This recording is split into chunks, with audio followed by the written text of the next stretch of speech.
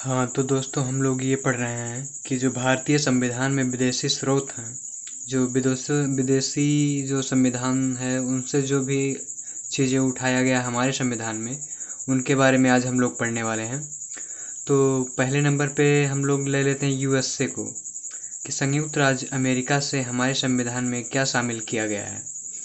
तो सबसे पहले देख लीजिए, मौलिक अधिकार जो है ये अमेरिका से ही लिया गया है।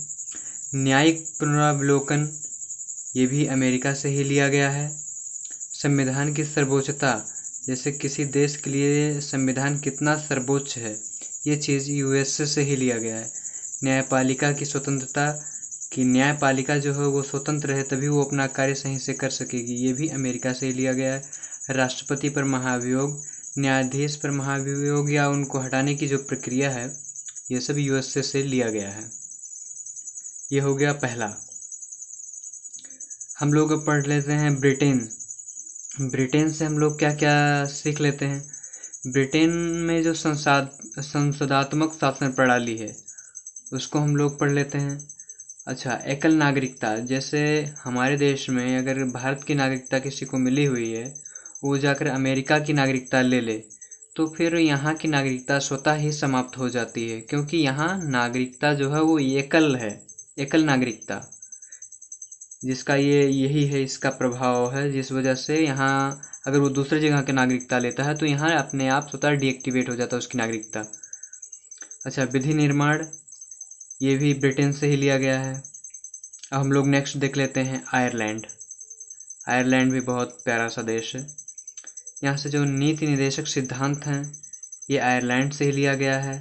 राष्ट्रपति के निर्वाचक मंडल की व्यवस्था, की मतलब उनको निर्वाचक मंडल में जो व्यवस्था होती है किस प्रकार से, क्योंकि वो डायरेक्ट जनता के द्वारा नहीं चुने जाते हैं, ये जो प्रावधान है ये सब आयरलैंड से लिया गया है। राष्ट्रपति जो है कला के क्षेत्र से, साहित्य के क्षेत्र से, समाज सेवा के क्षेत्र से कुछ राज्यसभा के सदस्यों को वो मनोनयन कर सकते हैं। ये जो पावर है उनको आयरलैंड के ही संविधान से अपने संविधान में जोड़ कर दिया गया है। नेक्स्ट हम लोग पढ़ लेते हैं ऑस्ट्रेलिया। ऑस्ट्रेलिया से हम लोग क्या सीखते हैं। ऑस्ट्रेलिया से हम लोग प्रस्तावना की भाषा, ये मोस्ट इम्पॉर्टेंट क्वेश्चन है। ये प्रस्तावना जो है ये हमारे संविधान का सार है। जो भी उसमें हम लोग देखते हैं संविधान में, एक संक्षिप्त रूप कह सकते हैं कि हम लोग प्रस्तावना में ही देख लेते हैं। अच्छा, समवर्ती सूची का प्रावधान, ये भी ऑस्ट्रेलिया से लिया गया है। केंद्र और राज्य के बीच शक्तियों का जो विभाजन है या विश्लेषण है वो ऑस्ट्रेलिया से ही लिया गया है। अच्छा, नेक्स्ट पढ़ते हैं पावरफुल कंट्री जर्मनी। जर्मनी से हम लोग क्या लिए हैं, आपातकाल। आपातकाल वहाँ हिटलर साहब लगाए थे, तो उसी के बाद से वहाँ जो भी आपातकाल के बारे में बहुत सुधार किया गया, तो वही एक आपातकाल के दौरान वाली वही स्थिति जो थी उसको उठा लिया गया है। अच्छा, इसमें जो आपातकाल के दौरान राष्ट्रपति को मौलिक अधिकार की जो शक्ति है, कि मतलब मौलिक अधिकार में उन्हें क्या क्या जनता को छूट देना होगा, यही चीज़ें हैं। अब हम लोग पढ़ लेते हैं कनाडा के बारे में। अब हम लोग पढ़ते हैं कनाडा के बारे में।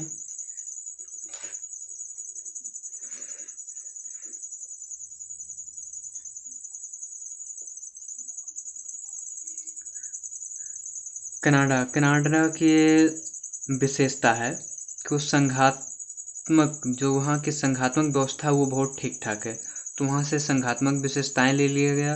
अवशिष्ट शक्तियाँ, जो केंद्र सरकार की शक्तियाँ हैं, ये कनाडा से ले ली गई हैं।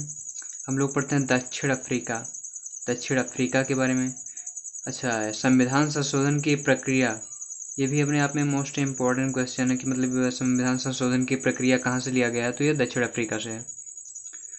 रूस आज के टाइम में भारत का प्रिय मित्र है।